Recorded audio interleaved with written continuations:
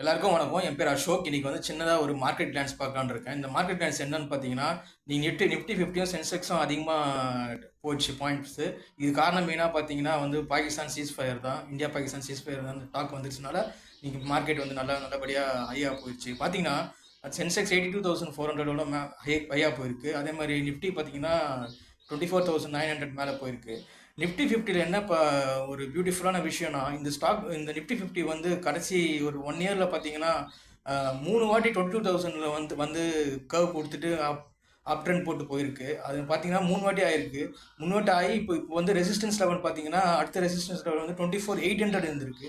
இன்னைக்கு அந்த 24,800 வந்து பிரேக் ஆயிடுச்சு.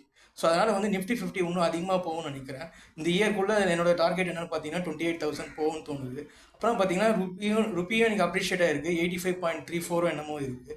இதெல்லாம் இந்த பாசிட்டிவ் நியூஸ் இதெல்லாம் பார்க்க வச்சா என்ன தெரியுதுன்னா, நிஃப்டி வந்து கண்டிப்பாக வந்து 28K வந்து இந்த வருஷத்துக்குள்ளே அடிக்கும்னு என்னோட நம்பிக்கை.